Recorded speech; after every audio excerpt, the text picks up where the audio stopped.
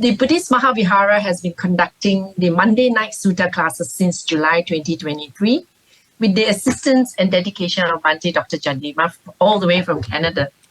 And Bhante Chandima will be discussing the Patakarma Sutta, Accomplishment in Trust, where Bhante will analyze and explain in detail, which was a question raised by Anatta Pindaka to the Buddha. This Sutta class is sponsored by Durga A.P. Vegetable and Family, the estate of Lee Gek Hwan. Now, before I officially hand over to Bhante Dr. Chandima, I would like to introduce you to Bhante, where we have heard so much about. Bhante is the Associate Editor of the Journal of International Buddhist Studies, which is published by the Buddhist Research Institute of Mahachulalongkorn, Rajavidyalaya University, which is a mouthful in Thailand. He was previously a research fellow at the Center for Studies in Religion and Society in University of Victoria back in Canada. Bhante Dr. Chandima was also the Theravada Buddhist chaplain at the University of British Columbia in Vancouver, Canada from 2012 to 2016. Bhante is currently the senior advisor to Patisotta, which I believe quite a few of you may be following Patisotta as well. I know, a virtual Dharma organization that hosts a weekly online Pali reading class, Sutta discussions, Dharma talks, and other variety of Dharma activities. His Dharma works can be accessed in patisotta.blogspot.com. Bhante, all yours. Thank you. Have a good evening. Thank you, Sister Monica. Good evening, Dharma friends. Welcome back to another Sutta discussion at BMB on Mondays. Last Monday, we discussed about the fourth, what you call wish of a layperson, which was to be reborn in a better place after the death. And I also mentioned to you that in order for someone to fulfill these four wishes, everyone, I would say, as a layperson, all have to fulfill another four things. They are mostly states of minds. So today we are going to discuss those four accomplishments. I mean, I'm not going to discuss all four. The first one. Now, if you can go back and see the wishes, four wishes, may well arise to me righteously. That was the first wish. And then, may good reputation come to me and to my teachers and then family members. Number 3, may I live longer. Number 4 is may I be reborn in a better place.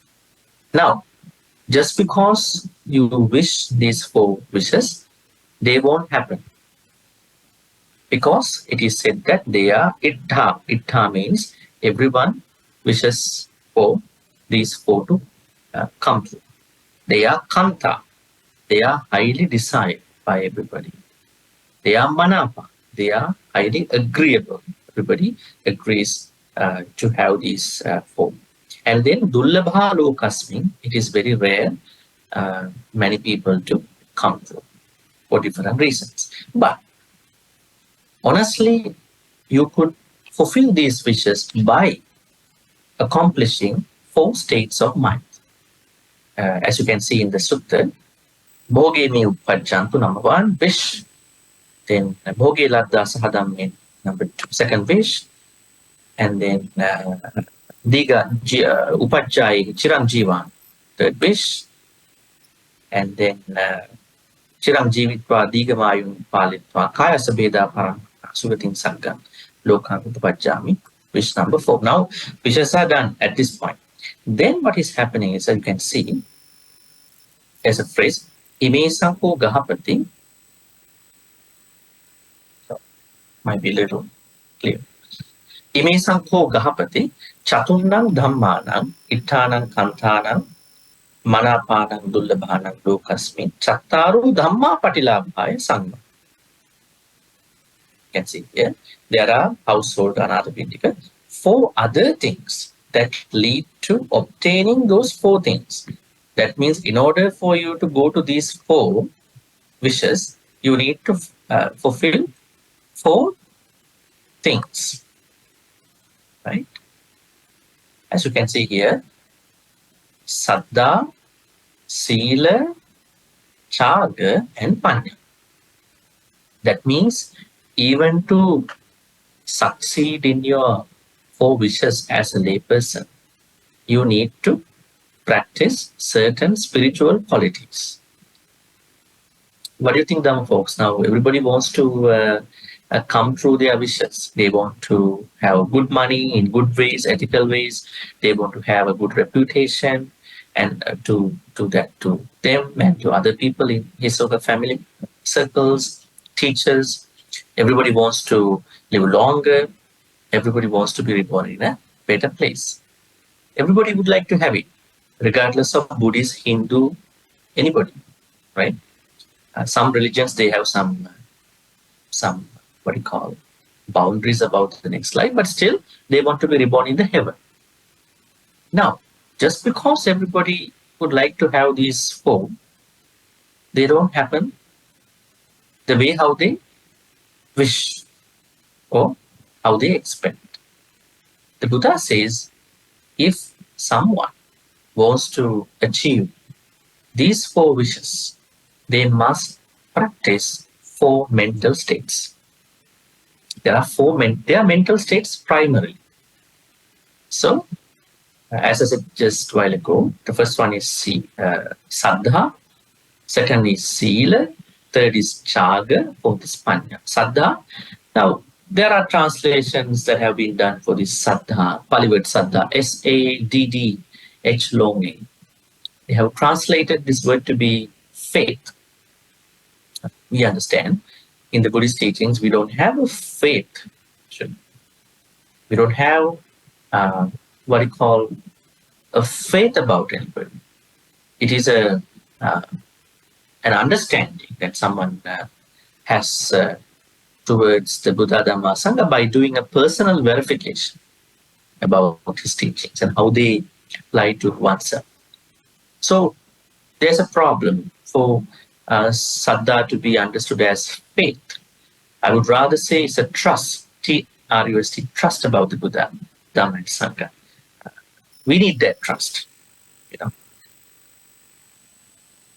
And if you can see faith, the English word faith that comes from a background of believing or probably blindly or maybe believing in the God. But in Buddhism, we don't have that. We respect the deities, but we don't have this thing called a blind belief of the God or anybody. So that's why trust could be a better term. Trust or maybe confidence when it comes to oneself. If you ask me, how could I say the kind of the trust about myself and yourself, you say, I need to boost my self-confidence. And for other people, I need to build up trust toward my family, my better half, my children, other people. So they could be better than still better. Okay, so these 4 must be practiced. But today we are going to pick up the first one, Saddha. But let's finish this phrase over here. Saddha Sampada, Sila Sampada, Chaga Sampada, Panya Sampada. Saddha. All right, this is the phrase. Khatamacha Gahapati. Gahapati means Gahapati. Gaha, what is Gaha? What is Pati? Gaha means, I think some might not understand this term wrong. Maybe I'm not right. Gaha. Make it like this. Gaha. What does Gaha mean? Gaha means House. Gaha means house. Gah. Then we have the word called pati. Pati. Pati means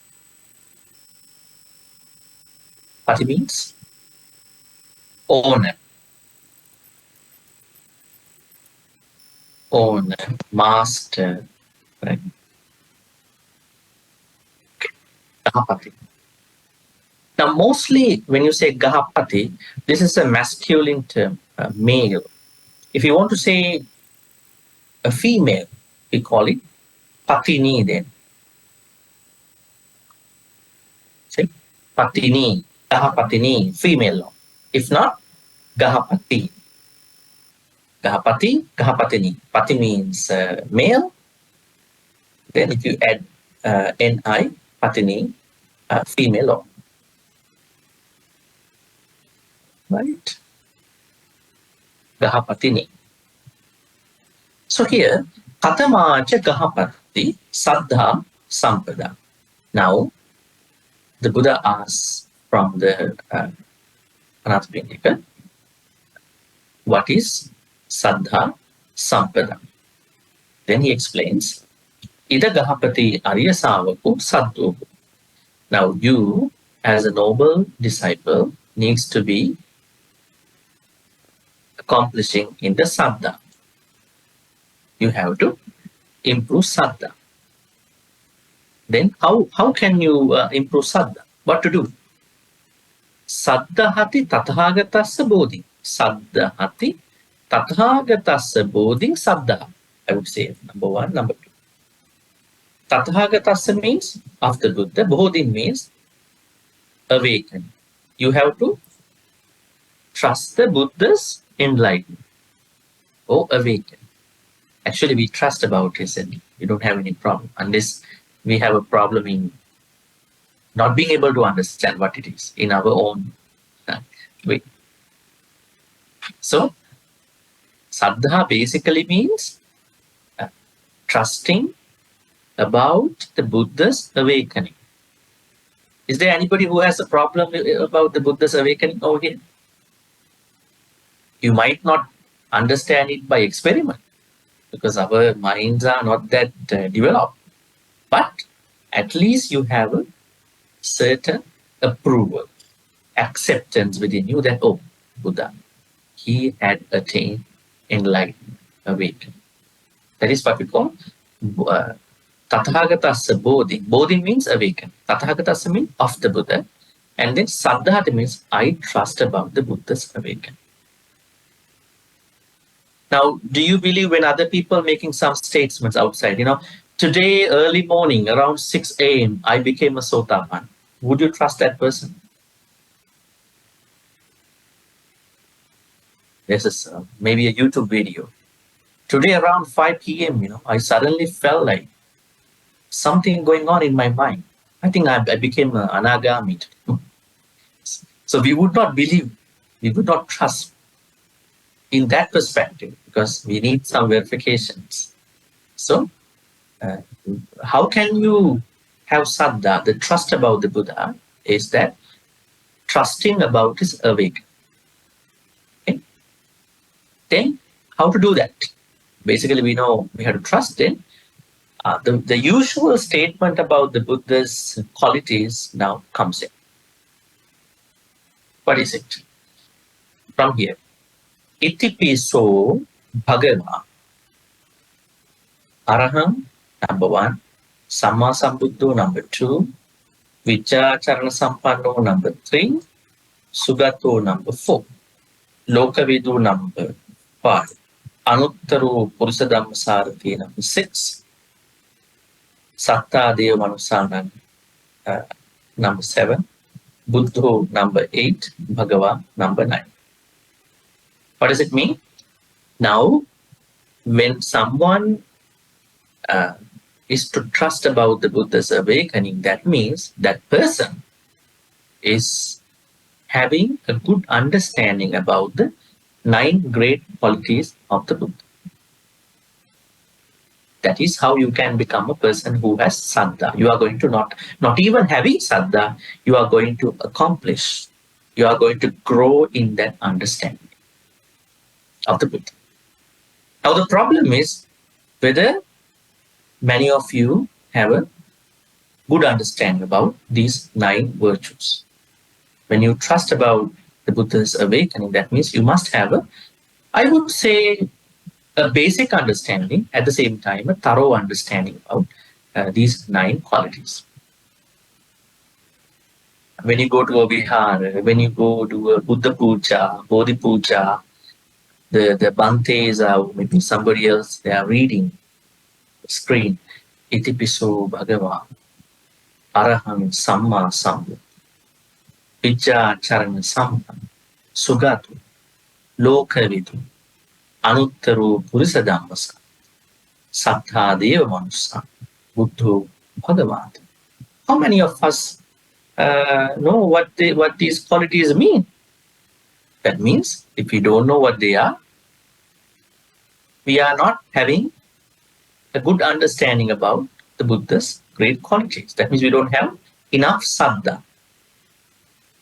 Before I jump on to these 9 great qualities, I would like to discuss about the Pali word saddha.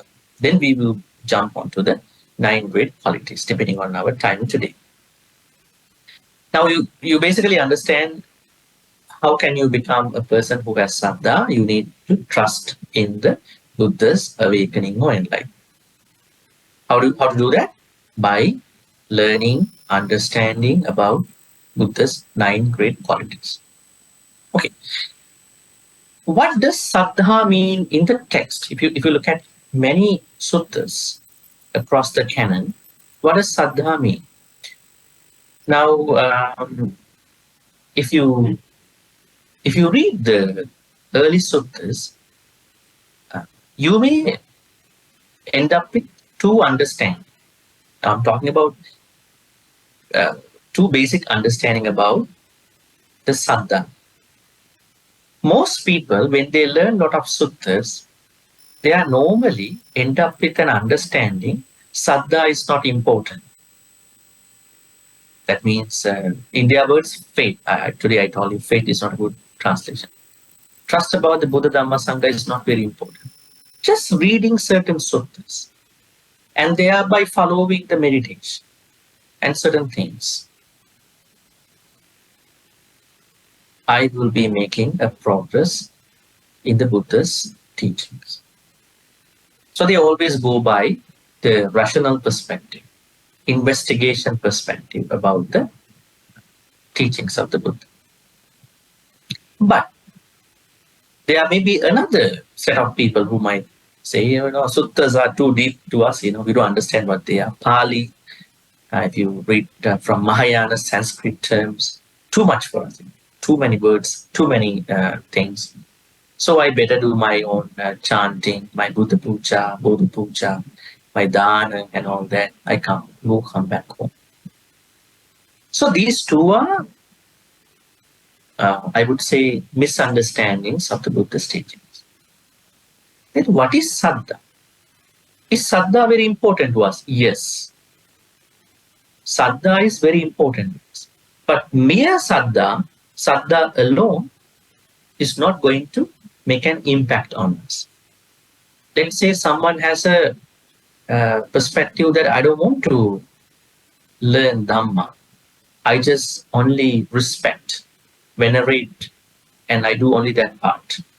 So this will end up that person in a blind trust about, even you might not get stuck in the Dhamma in that way, but still you need to develop another aspect. We call it Panya aspect, wisdom aspect. Normally, our Dhamma journey starts with saddha, ends with Panya. That's a good way to look at this Pali term. How do we start our Dhamma journey? Saddha. It doesn't mean that you are going to, drop saddha. Then you are growing, you are working towards the Panya with that saddha. So that means Saddha is very important. Why is Saddha very important? Saddha is very important because if you don't trust the Buddha, Dhamma, Sangha as well, then you are not able to make any progress in your Sutta readings, in your Dhamma understanding. That is why if you see a lot of people, they have a lot of Dhamma in their heads, in their brain, but that Dhamma has not come down to their hearts. Why is it? They don't have enough Saddha towards the Buddha, Dhamma, and Sangha. So we need to equally develop what you call Saddha too. Saddha and Panya must be practiced together. If you think that I don't need to respect, I don't need to be grateful towards the Buddha, Dhamma, Sangha. I only follow Dhamma from my home. I just read only. I can do everything from a virtual perspective. That might be a misunderstanding. You need to go to a vihara. You need to associate these, what you call, kalyana mittas, maybe monks, maybe other upasaka upasikas, right? You need that exposure to respect. When you are very grateful towards Buddha, Dhamma, Sangha, whatever you are going to learn from a class like this, whatever you are going to learn from anywhere else, going to work out in your life. Otherwise, you write down, bring that paper back home, you will keep it as a note. You will keep it as a knowledge kind of thing. So the importance of Saddha kicks in a way that we have gratitude towards the Buddha, Dhamma, Sangha. Now, when you come to the puja hall, you see there are two elevators. They have mentioned the two names. What is it called? Saddhanusari, Panyanusari. No, Dhammanusari. Saddhanusari, Dhammanusari. Isn't it? Did you notice that? They have mentioned these two terms. Saddhanusari elevator, Dhammanusari elevator. Right? They say faith follower and then Dhamma follower. Who are these people? They are the ones who are going to become Sotapannas. These are pre-Sotapanna stages. Two pre-Sotapannas. That means there is one person who is only working on Saddha part. And the other person who has Saddha at the same time who is also working on the Dhamma part. Saddha, Panya must go together.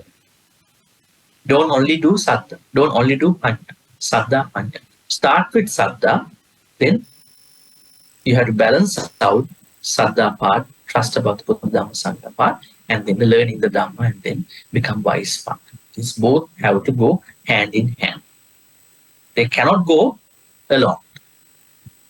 Right? You cannot pick on one or the other because they are equally important.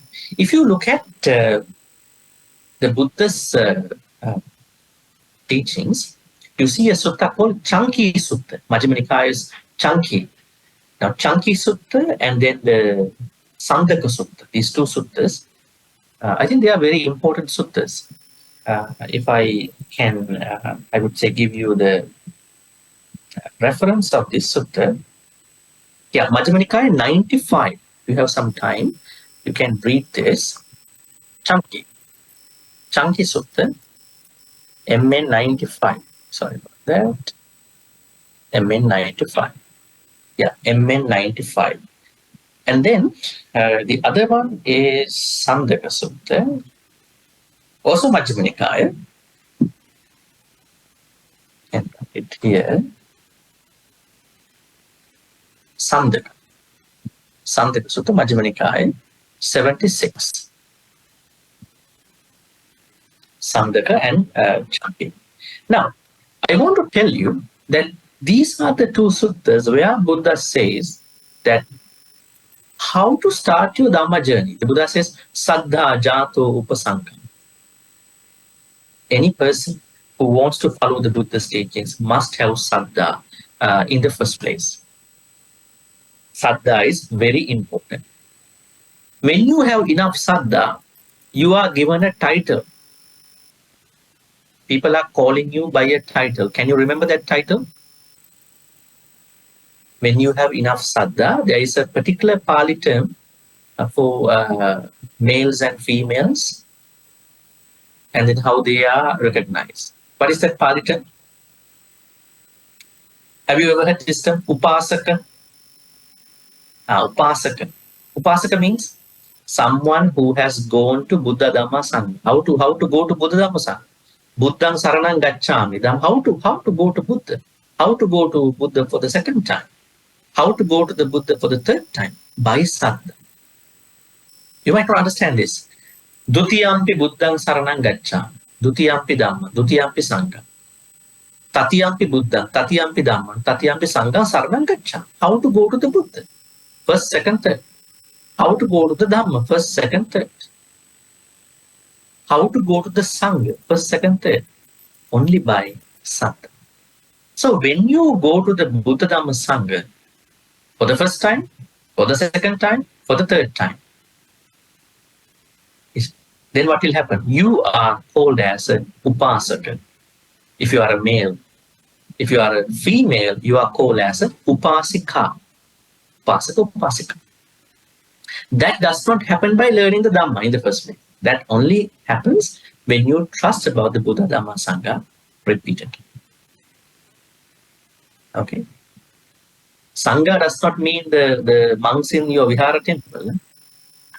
Mostly these Sanghas are called these Arahants, and then those ones who are on the path and then who are on the fruit, they are also included. So it's a bigger community. So saddha is the first place. If you say Chanki Sutta Majjhima Nikaya and then Sangha. Buddha also says saddha jato upasankam. If anybody wants to learn, follow the Buddha, they must initially have saddha. Then they will come to listen to a Dhamma talk. Saddha jato upasankamati pairupasa. Come to a vihara, come to a Buddhist center, get to know some books, some other things. Then they get to learn some Dhamma. Right? Pairupasanto sotang odahat. When they know some monks and whoever, or those teachers, they're going to listen to them. Ohita soto dhammang suna. So there's a certain process you can see in these two suttas. So Buddha recommends that you must have saddha in the first place. But be careful. Just because you have the saddha in the first place, you must go to panya. You must practice panya at the same time after this, and then balance out these two. If you only have saddha, according to Buddha, Buddha says, you will become a person who is unwise. If you only have saddha. If you only have panya, you will become a person who is very cunning. So don't need to become a very unwise, what you call unwise person on the side and a cunning person on the side. Because saddha panya must be balanced out. They must go together. Now, if you look at these two suttas and then other things, there's a very interesting remark about one monk. I think you remember him. His name is Vakkali. Have you ever heard his name? Vakkali. Vakkali. Who is Vakkali? Vakkali was a monk who always wanted to sit near the Buddha, and then next to Buddha, he wants to see the Buddha all the time. Like some people do, there's a Buddha statue, always looking at it. And then Buddha one day said to him, this is not a good thing, you know. You only looking at me from physical perspective. He asked, what are you doing here? He said, Bhante, I became a monk just to see you. That's why I'm always coming next to you, and then I want to see you. Then the Buddha said, you cannot see me this way. You cannot see the Buddha just from a physical perspective on. How to see the Buddha? How to see the true Buddha? Then he said, Yo paticca samuppadang passati, so dhamma passati. If you want to learn the Dhamma, you must learn what is Paticca Samuppada, the 12 parts of the Sansaric circle. Avijja, Sankhara, Vijnana, Nama Rupa, Salayatana, Passa, Vedana, Tanha, Upadana, Jati, Jara, you know, and then what do you call these 12? Jara Marana, these 12 parts of the cycle. When you learn these 12 enough, then only you understand what is Dhamma. Then, when you know that Dhamma, you Dhammang Passati, Somang Passati, then only you can see who I am, who the Buddha is. Then he said, looking at me does not make any sense to you, to your spiritual practice. Go and practice, go and learn some Dhamma and then practice, improve that understanding. The Buddha said to him, it doesn't mean that somebody to keep a Buddha statue in his or her room or in his house and then watching it then feel peaceful. But the bigger purpose of learning Dhamma is to learn the important parts of Dhamma and then to see the Buddha through that Dhamma understanding. And later on, this Vakkali, Bhante Vakkali, was given a designation by the Buddha. He is the foremost monk who has a lot of saddha. He is the foremost monk who has a lot of saddha on the Buddha. Anyways, that is how we see saddha at different places. But later on, what happened? When the Buddha passed away, then after 300 years of probably around 300 years of time, the Emperor Ashoka's time came in. Then during the Ashoka's time, King Ashoka respected a lot of what he called relic worship and then other things, stupas as well. So what happened then, the saddha came out for these aspects. And even after that, by the 6th century, you see the Mahayana perspectives came in, where they said that, there is Avalokiteshvara side for the compassion side, and there's Manjushri for the wisdom side. There are living Buddhas. It's not the historical Buddha anymore. The historical Buddha passed away, but now you have to think there's a living Buddha. It's called Avalokiteshvara in heaven. He has lots of compassion. And then Manjushri has lots of panya. And then this was developed time by time. Then by the 13th, 14th century time, you see that in Japan, Pure Land Buddhism, Chan Buddhism, Buddha Amitabha concepts, they all came in. They all have a certain line. The line is saddha. Saddha was taken out for different perspectives. But we are talking about the living, what we call the historical Buddhas, early Buddhist perspectives about saddha. Saddha basically means having an unwavering trust. This is interesting. Aveccha pasad. Let me write that for you. Another term for the saddha is, now this is saddha.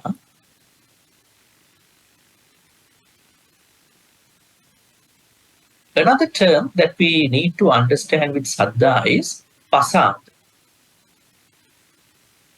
Pasad. What does pasad mean?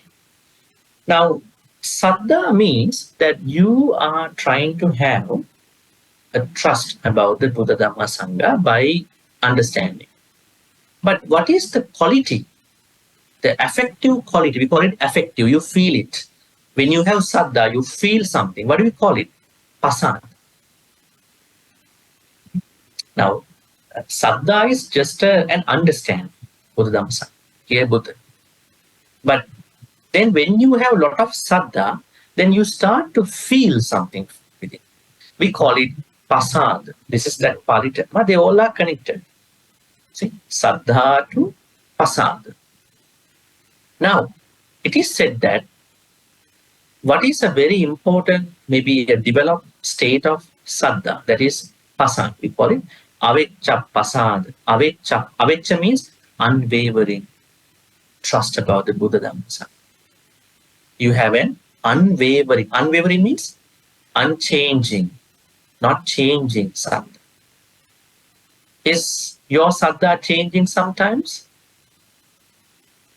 When you see a wrong thing in a vihara, when you think an unfair thing that is happening somewhere, when you see, I don't want to name, different things, when you get to see different things, do you think your saddha is changing? Like you were trying to help out this temple, this Buddhist center, that place, maybe a particular person. You feel, I'm not going to do that now. Why? Something happened to your saddha, right? Maybe you are trying to decide certain things. Of course, you don't have to do things for something that is not really worthy enough. But do you think that your saddha is your saddha changing, or is very stable? It's very stable, unwavering, or is it changing? If it is changing for whatever the reason, that means you don't have enough saddha. Your saddha has to be unwavering. But then how to respond to injustice? How to respond to unfair things? By understanding those local things in their own perspectives. Let's say you know a certain person in a Buddhist center, right? But over time you hear some not good news, probably. Then you might, if you don't have enough saddha, you will feel a little different. Maybe you might add this to your whole understanding about Sangha, maybe other things. You don't have to. There are different people everywhere in the world, right? In any industry, there are people. There are different people. So we have to understand that my saddha is not based on one person. My saddha is based on the Buddha and the Dhamma and the Sangha, those Arahant Sangha, those people. Nobody can change my saddha. That should be the understanding. Otherwise, if you only keep trusting one particular person, if that person got changed, then your saddha also will change. You don't have to. All right, so now you understand saddha and pasad. What's the Pali word? Pasad. Pasada is the state of your feeling after the your understanding about the Buddha Dhamma Sangha. All right, so let's learn some of the things about the saddha now, especially the saddha over here. We have to learn about the Buddha's qualities now. The first one, this is how you are going to have saddha initially. So Bhagavan, that blessed one, as what you call Arahant. Arahant. This Pali word, Arahant. What does Arahant mean? What is the meaning of the Buddha's first quality? Have you ever thought about this Pali word Arahant? Itiviso Bhagava Arahant, the first quality of the Buddha. Why is the Buddha named as Arahant? Arahant means there are a couple of things attached to this Pali term, quality. The first one is Arakatta Hatatacha. The Buddha has cut the sansaric circle. Probably the earliest person that we know at this point. He cut the sansaric circle. Then he does not even make a mistake secretly. The Rahu Karoti Papan. I think it's a very good thing to learn. Now, sometimes we can see that other people are doing bad things. It's very visible. They are very visibly doing those things. They are killing, they are stealing, they are misbehaving, they are lying, and they are doing other bad things. But what do you think? Do you think there are people who are doing things secretly? How about you? Have you ever done any wrong thing very secretly? I mean, not about physical actions, not about verbal actions, speech. How about thoughts? Like Queen Malika. Queen Malika made a mistake. that kind of a mistake. So not other people see that, but you only know by yourself what you did. But in the Buddha's case, it is said that he does not even make a mistake, make an akusala, even secretly. That has huge amount of honesty towards one. So we can say that he is arahant. One is that he cut the sansaric circle completely, he uprooted, and then second is that he never makes an akusala karma even secretly. And then the third is, it is a quality. The quality is that he is eligible to receive things from anybody in this whole universe. So there are three things that we understand for the Buddha's what you call first quality called arahant. What are they? Number one is that he uprooted the sansaric circle. Number two is that he never make an akusala karma even secret. Number three is that because of all these things, he is suitable for the offerings from, maybe he is suitable for the reverence, respect from anybody. This is why he is called arahant. Now let's talk about what you call the second thing over here, the second characteristic for arahant. We said that not doing any bad karma, even secretly. Have you ever heard the quality of the mind when people do any bad karma secretly? We call it maya. How do we call it? We call it maya. Now, maya means doing wrong things secretly and then hiding it. Even a Sotapanna doesn't do that, so Buddha never does it. So the first great quality of Buddha is called arahant. Arahant means that there are three things that make the Buddha arahant. Number one is that he uprooted the sansaric circle, sansaric life. Number two is that he does not even make an akusala, even secretly, even with the thought. And then third thing is that because of all these things, he is eligible for offerings from, maybe respect from everybody. That is arahant. Now, in order for you to have saddha in the first place, you must understand these three things with regard to arahant. Every time when you say itipiso bhagava arahant, then this understanding has to come to your mind. Second is arahant, then samma sambuddha, isn't it? Samma sambuddha. You can see over here. All right. Samma sambuddha. What does it mean? Samma sambuddha basically means that the Shakyamuni Buddha became the full Buddha, Samma Sambuddha, fully enlightened Buddha, without the support of anybody. So he is self-enlightened. Even the Pacceka Buddha also self-enlightened. There are two main Buddhas, right? Samma Sambuddha and then Pacceka Buddha. What is the difference between these two? Pacceka Buddha is a Buddha who is appearing in the absence of the Samma Sambuddha. Now, when the Shakyamuni Buddha was living in India at that time, they can't have Pacceka Buddhas. Pacceka Buddhas only appear when the Samma Sambuddha is not living anymore. What is the difference in these two individuals? Their enlightenment is same, their awakening is same. But Samma Sambuddha understands how to teach Dhamma to other people. Whereas Pacceka Buddha does not follow that, so he cannot give Dhamma to others. Normally we say Samma Sambuddha knows concepts very well. What are the concepts? Paticca Samuppada, Four Noble Truths, Five Aggregates, right?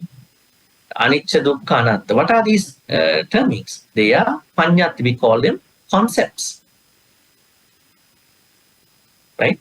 So Samma Sambuddha understands language and the proper Pali words, thereby he can teach the Dhamma to other people, whereas the Pacceka Buddha does not learn those things. Pacceka Buddha is simply enlightened. It is like a professor who is a very erudite scholar, but cannot teach very well. Right? He's a very good, knowledgeable person, but cannot teach others. In order to teach somebody, you should know how to present it, right? So it's like that.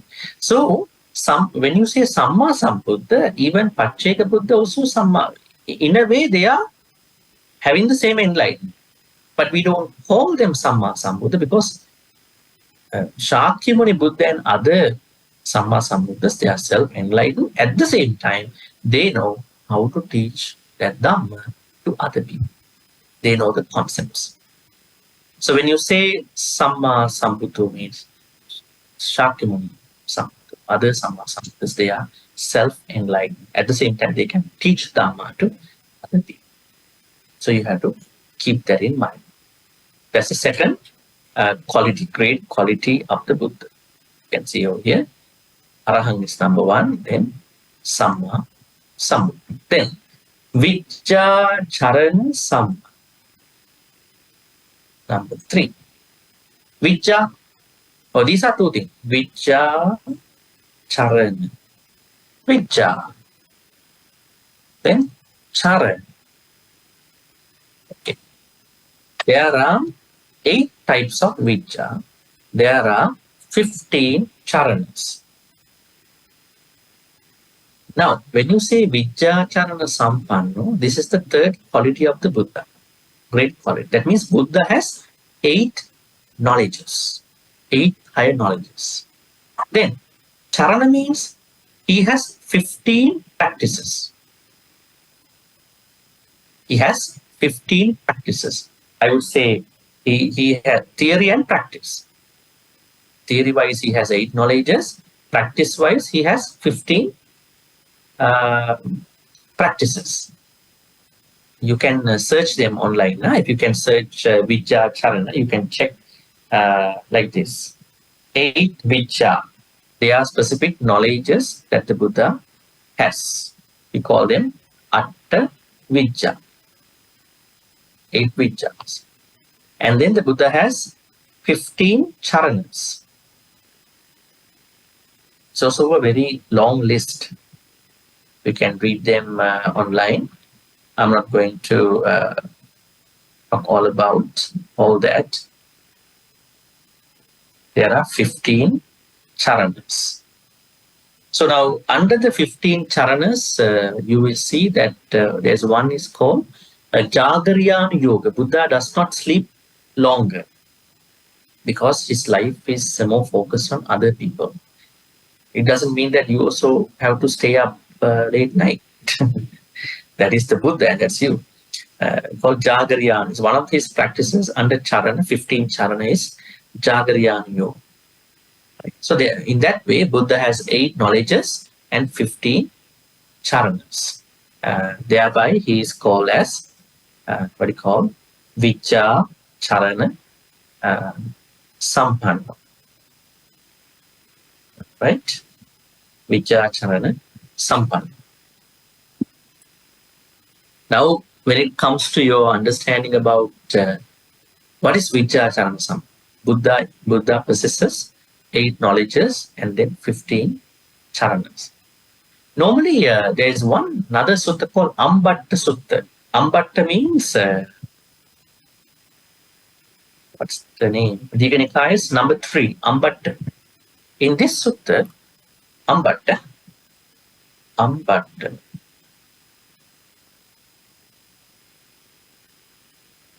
Sutta. This is Digha Nikaya number 3. In this sutta, Buddha talks about a bird. All right, a bird. A bird has feathers, and then bird has a peck. Now, when the bird is going to a tree to eat a mango, maybe a fruit, the bird needs both what you call feathers at the same times the peck, right? So the Buddha says that he is actually trying to relate these two. Feathers are actually similar to what you call charanas, and then the peck is similar to the 8 knowledges. So thereby the bird is going to eat the fruit comfortably. Vijja and charana, they both are important. Now let's take it to our life. Theory and practice. What is more important? Some people say theory is important. Most people might say practice is. Actually, we need the both. We need the both theory and practice. But if you are someone who is only piling up, who is only noting a lot of things, but you never practice them, you get stuck in the knowledge theory. So we have to balance out these two and try to make the best out of these two, Vijja Charana. So the Buddha is said to have Vijja Charana, means that he has 8 knowledges and then he has 15 charanas. Then we are going to the 4th quality of the Buddha. Sugato. Sugato. Arahant, Samma Sambuddho, Vijjachanas. Sugato. I think I could probably include these 8 knowledges and 15 charanas in our notes. Don't worry, so you will learn them later. But now I'm going to give you a very easy, simple understanding. Don't worry, so I will, note them in the notes. So Sugato, what does Sugato means?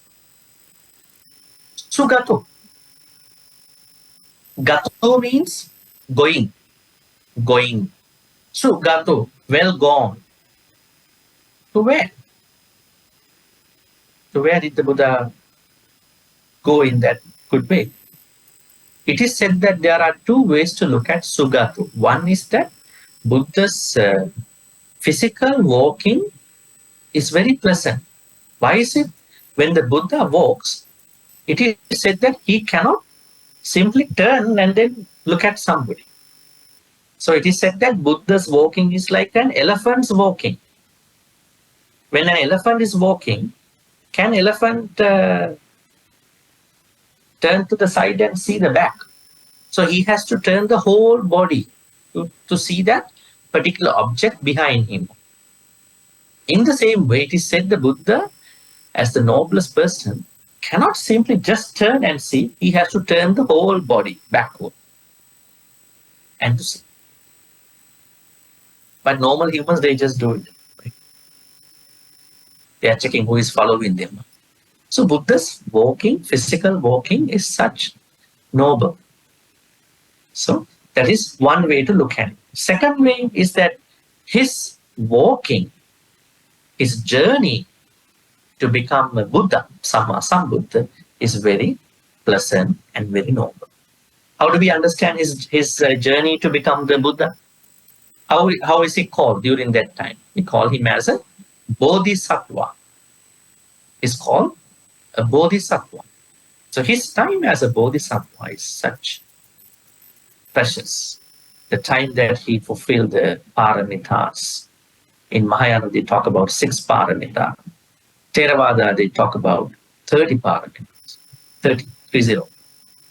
Don't call it Theravada, early Buddhism. So the journey, how he fulfilled those paramitas, such a very noble way how he practiced these paramitas. What are the paramitas, dumb folks? Can you remember the names? We take early Buddhist paramitas, 30 paramitas. Dana, Sila, Nekkamma. Dana, Sila, Nekkamma.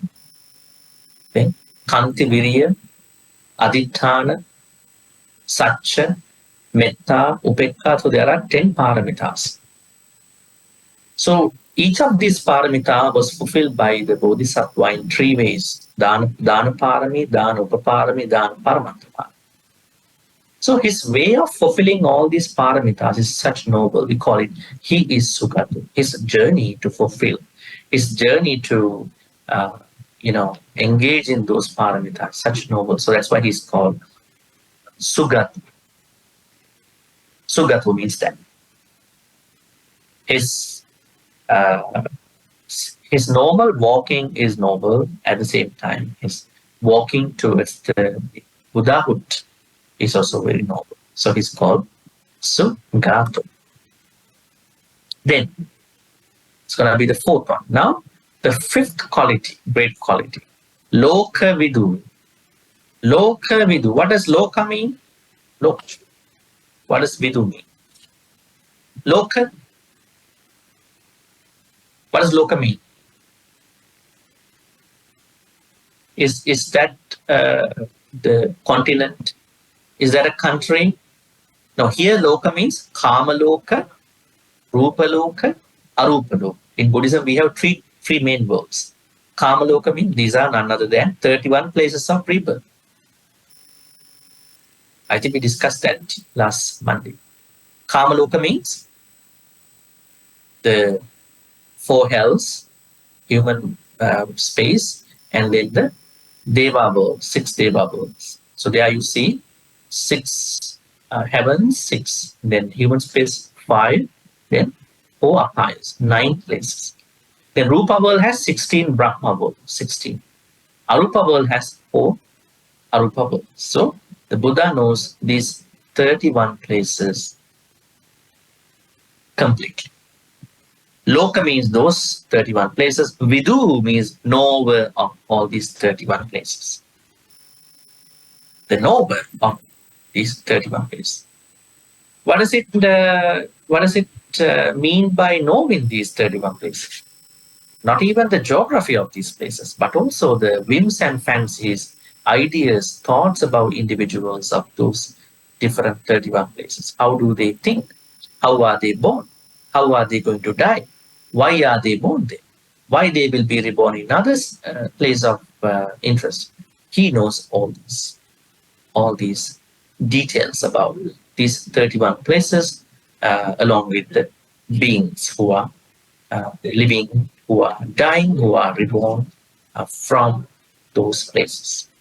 Loka Vidu. Now keep in mind, I'm not simply explaining these qualities. Now when you understand these qualities, you have to think that Buddha is as such. Buddha is Arahant. Buddha is Samma Sambuddha. Buddha is Vijjacharana Sambuddha. Buddha is Sugata. Buddha is Loka Vidu. Why he is Arahant?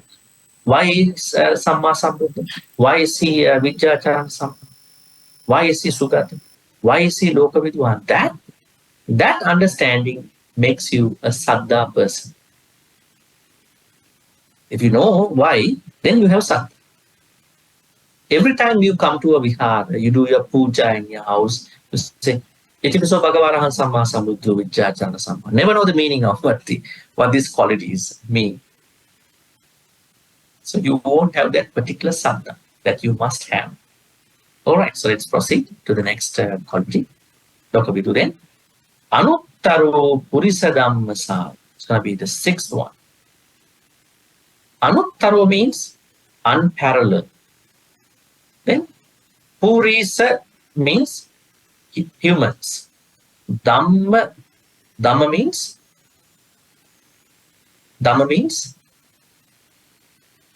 Purisa. D-A-M-M-A. What does this mean? D-A-M-M-A. This one. Let me write that for you maybe. This one. Purisa Dhamma. What does Dhamma mean? It's not D-H-A-M-M-A. It's D-A-M-M-A. Dhamma means teachings. Maybe somebody's doctrine. No. DAMMA means the Buddha had the ability to tame, TAME, tame the individuals who cannot be tamed, who are untamed. You can see over here is the teacher who can tame the Purisa untamed. Here Dhamma means taming, TAMI, tame. Any examples? Yeah, a lot of examples. Alavaka, Angulimala, Nalagiri, Devadatta in a way, Chappagya monks. Many examples how the Buddha tamed these untamed individuals. Can we tame other people in the same way? We may not be able to do it. Now, when the Buddha came back to his mother's father's city, Kapilavatthu, after many years, what happened to him? Did the people in the Kapilavatthu, his village people, his city people, did they accept him? No, they said, you are a young guy. We don't need to respect you. I think we should not respect you. You don't know anything. Then the Buddha had to do a certain miracle. We call it Yamaka Patihari. Right?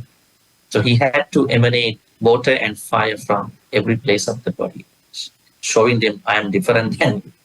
That means sometimes if things are not going to have good factors, good conditions, you may have to make some miracles, but don't be in danger. Huh? But not everybody listen to Dhamma in the proper way. So we might have to be smart enough to handle certain people, because different people are different.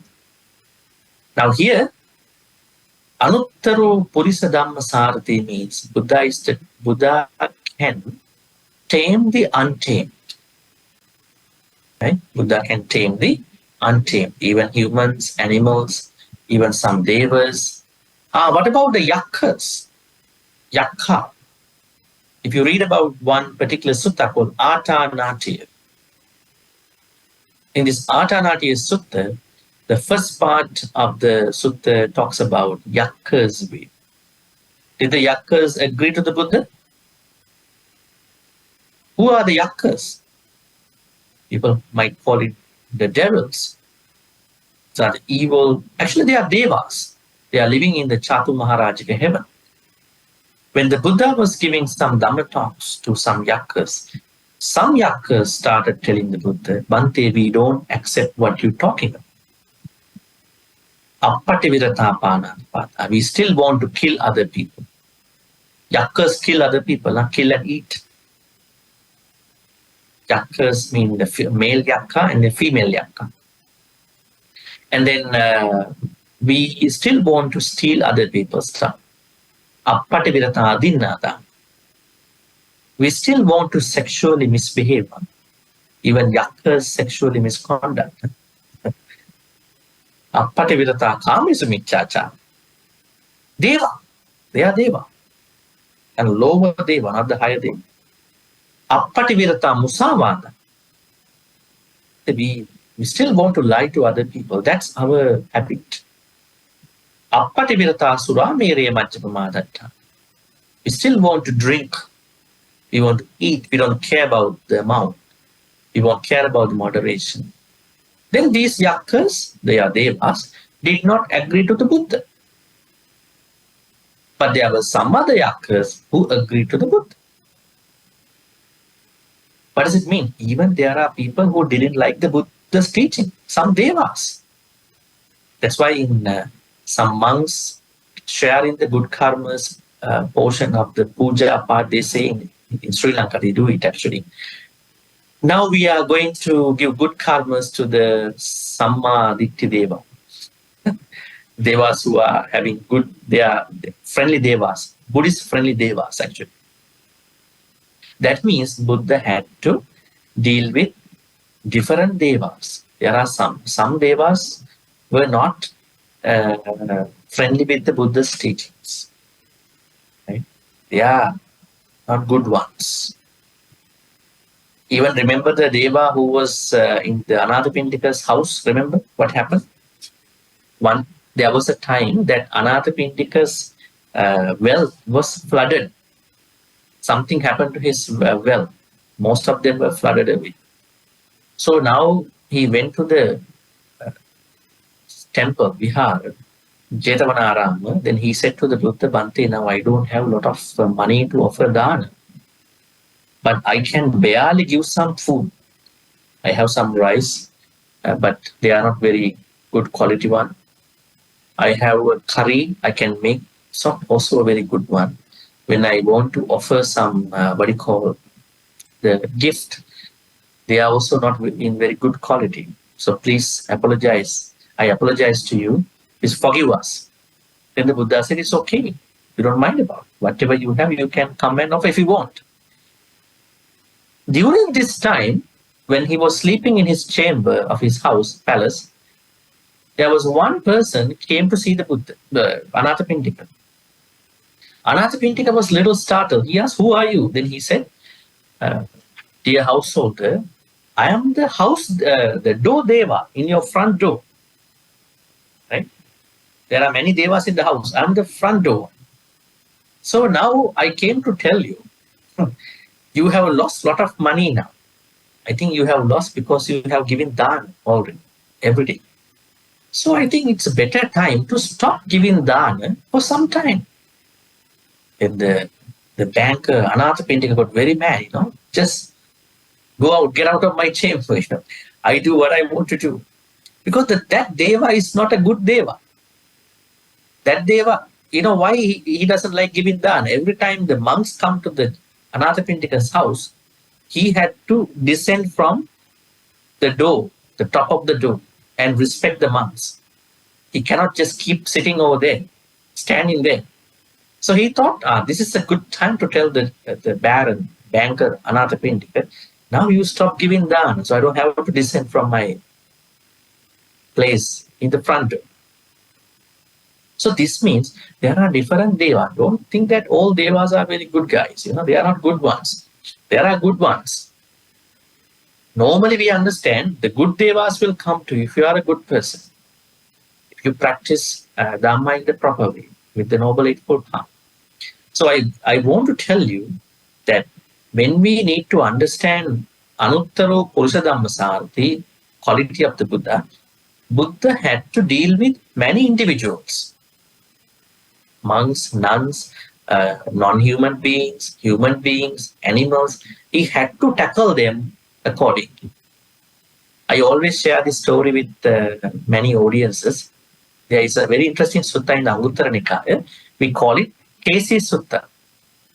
In this sutta, there is a very famous horse trainer come to see the Buddha. His name is Kesi. When he came to see the Buddha, then he asked a question from them. Actually, Buddha asked a question from him. Buddha asked, okay, you are a very famous horse trainer. I know you have lots of horses. I wonder how you train these horses. You have trained them, right? Then he said, yes, Bhante, I know how to train them. I have experts and I myself do that initially. I train them. Then Buddha asked, what if there's one horse who does not listen to you? Can happen, right? Many horses. One horse who might not listen to you. What would you do to that horse? I think it's a waste of time. I'm going to kill that horse. I have lots of horses. I don't have time to pay attention to all these horses, especially for one horse in this case. Okay. Then he was wondering about the Buddha's question. He asked the same question. Bhante, how about you? I think you have lots of monks here, a lot of monks in this vihar, in other places.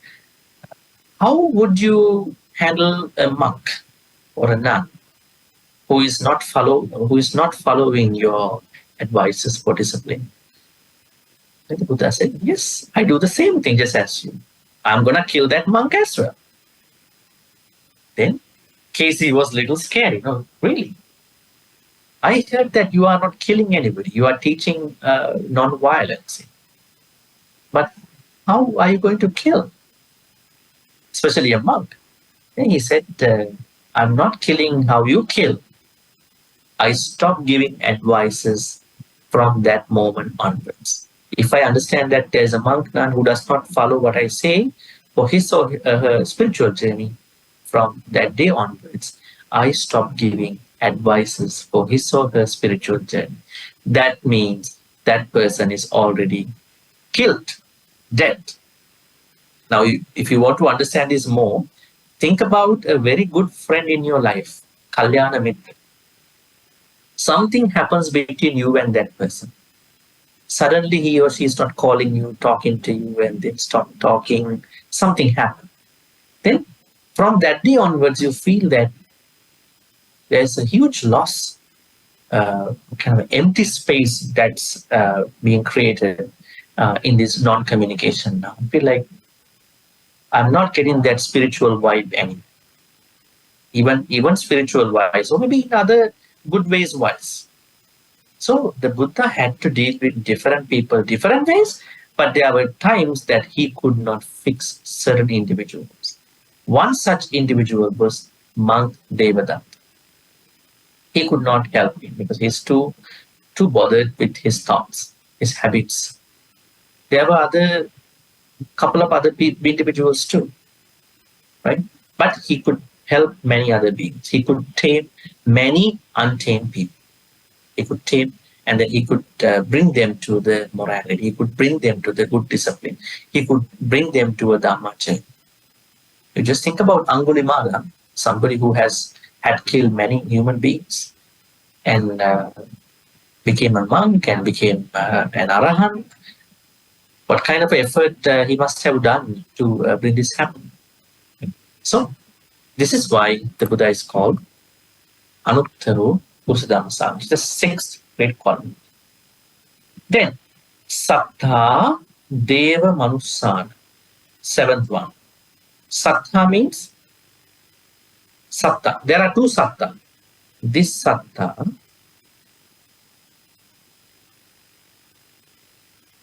and then this Sattha.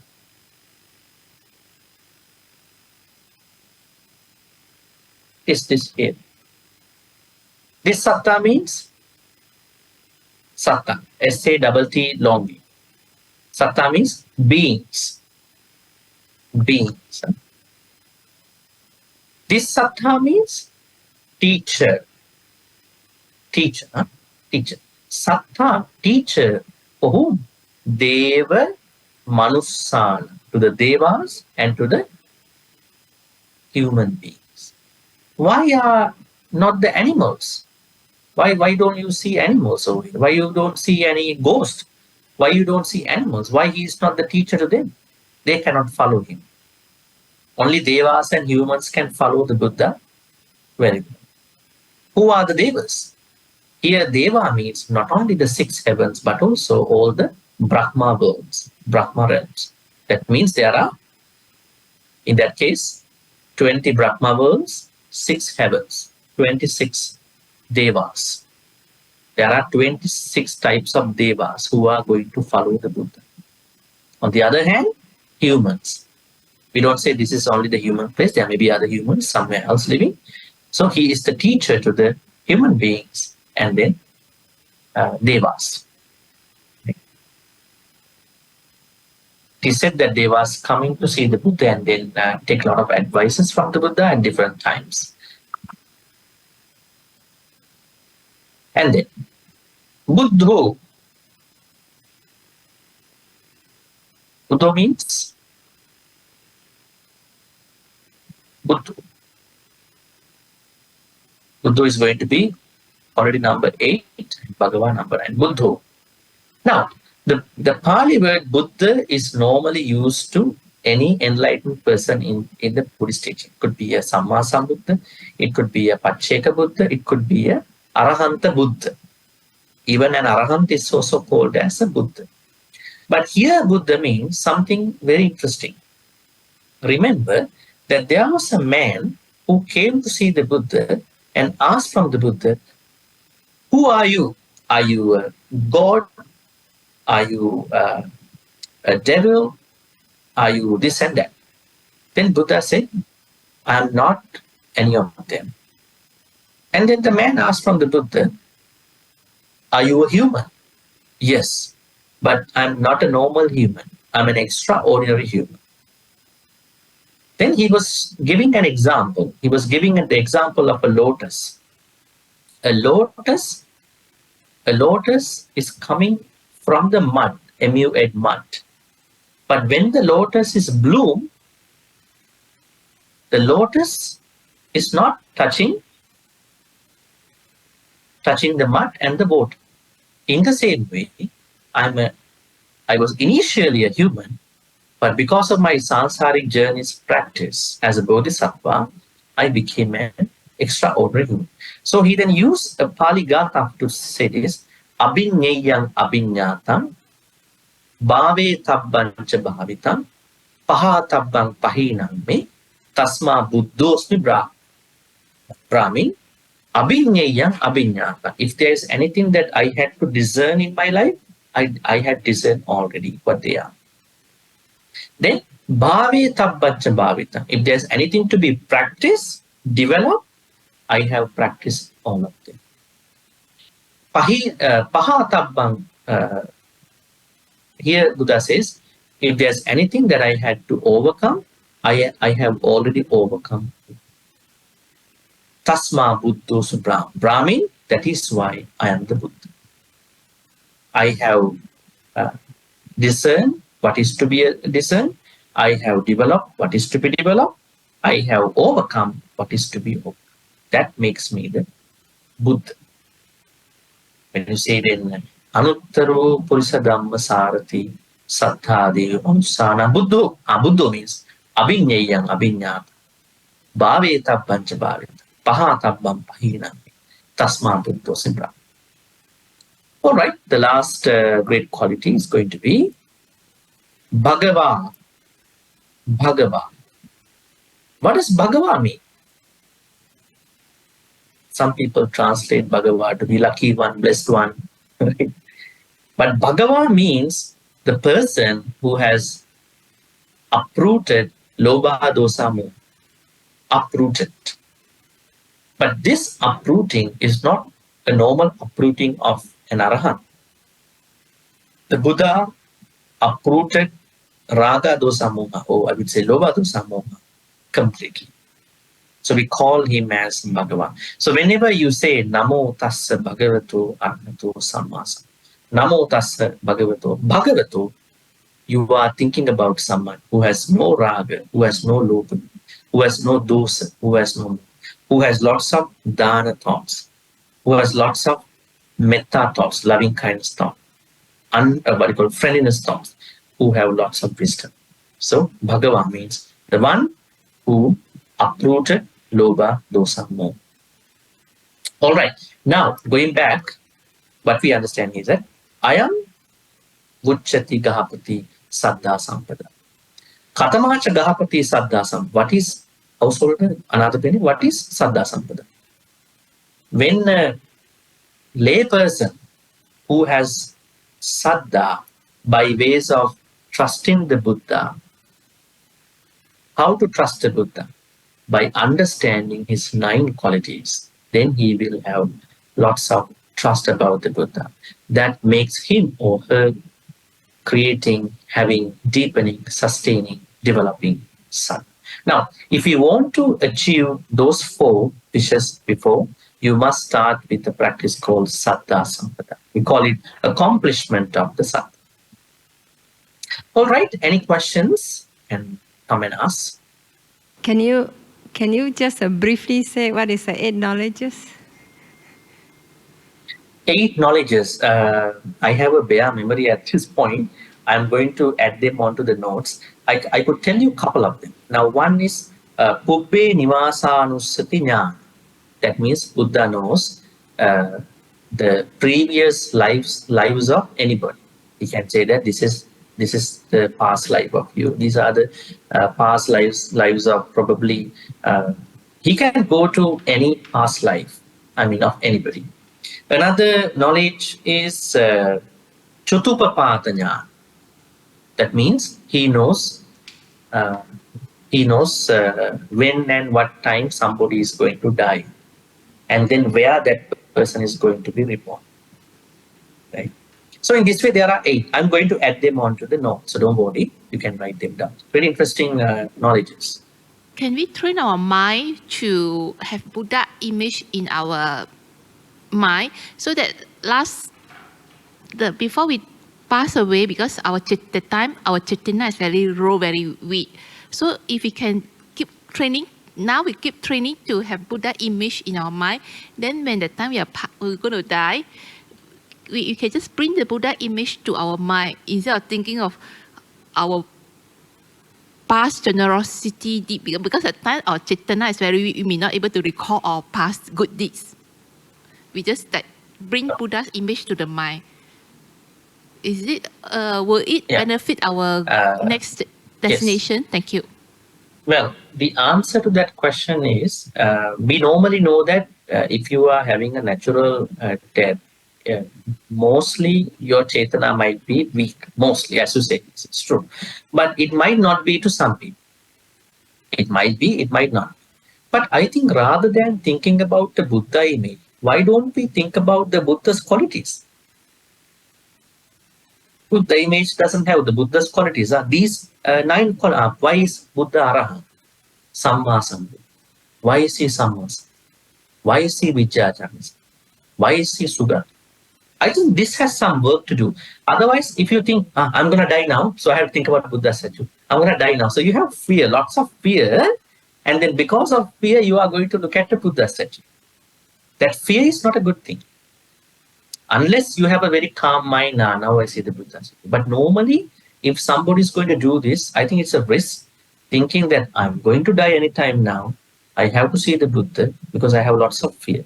But if you think about the Buddha's qualities, as I said today, that might be a good plan. Because you are going to think about a lot of things. Your knowledge comes up, your heart comes up, and you are joyfully think about it. You might go to some Dhamma matters. That will help you to overcome fear. That fear has to be overcome. We all have a fear about the death by degree. That fear will be less. So anyways, thinking about the Buddha is a very good plan in the practice, but we never know what time we're going to die. That's why I said earlier, I think last Monday, practice Satipatthanas. That's the best plan. But if we know that we are given a choice to think about now we're going to die, then thinking about the Buddha's qualities might be a good idea. Even maybe you can place a Buddha statue in front of that person by looking at that Buddha statue, but thinking about the real Buddha who had 9 great qualities can help that person's passing away. Bhante, thank you for the explanation. That reminds me of this Ajahn Chah in Thailand where they meditate using Buddho, Buddho, Buddho. So if they keep on practicing Buddho, Buddho, so that the tendency, maybe the last thought will be Buddho, and then they will remind, this is Buddho, the extraordinary characteristic of the Buddha. So would it help also, Bhante? Thank you. Yeah, definitely. Now, not even Buddha, we have to understand who is the Buddha. Why do we have to go to Buddha first, second, third time? And we have to understand these 9. I always encourage you now here, this is not about our death. Dhamma is for not dying. Dhamma is for this life. So when we are going to die, this practice will help us to spend that moment very well and to be reborn in a better place. So I think, according to our suttas readings here and then in other suttas, it is better to understand these 9 great qualities and then to think about Arahant, Samma Sambuddho, Vijjacharya, Sampanna, Sugato, Lokavitu, and all of that, not just the Buddha. Like in Mahayana, they might say Amitabha, the living Buddha, but we have to understand that we are not simply fearing, we are reflecting about the Buddha. We have an understanding about the Buddha, not just saying his name as a mantra just because we are scared to die. We are going to reflect about our understanding. Why is he? I think you have work to do at that point. So, Arahant, Samma, Sambuddha, Vijjacharya, Sampanna, Sugata, Lokavitu. These 9, if you can then think about. maybe you might not be able to physically say that, but you know what those 9 are. It will definitely help you have a good rebirth. Yes. But here, what I was trying to say is Saddha. Now, folks, I think the time has already come to the end, but I would like to summarize today for those who might not have a clear picture.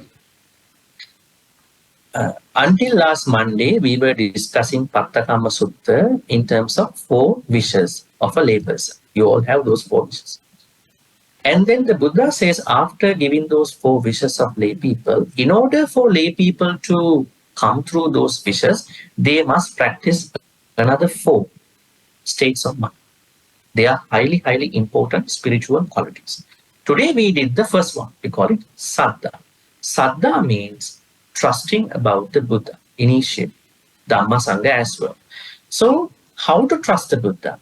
Trust about his enlightenment, his awakening. How to trust his enlightenment? By understanding his 9 great qualities. Going beyond the literal sense of those 9. Why is he Arahant? Why is he Sammasamma? Why is he Vijjācaran Samma? Why is he Sugata, Lokavidu, Anuttaro Pusadam Sāti? Why is he Sattādevamsa? Why is he Buddha? Why is he Bhagavad? This understanding will prepare you to have unshaken Saddha. Unshaken. That unshaken Saddha is the what you call symbol, is the nature that we can say, you have enough Saddha. Then you can go to the next quality, which you call Sila. Saddha Sila. Saddha is very important. Never disrespect Saddha. Respecting the Buddha, respecting Dhamma, respecting Sangha is very, very important to keep our practice. Otherwise, just by reading a book, someone might say, no, I have to rationalize. That is also important. In the Kalama Sutta, Buddha says we have to rationalize, we have to intellectualize, but keep in mind, if you are not developing Saddha on the side, your knowledge will make you a dull person. Your knowledge will only make you a cunning person. Because it's just a knowledge. So you have to bring the both simultaneously, hand in hand, balance out. That is how you're going to bring Saddha on the Dhamma journey, bringing forward, carrying forward in your Dhamma journey. Good night, everyone. We'll see you next Monday at the same time. Hope that you have a safe journey back home.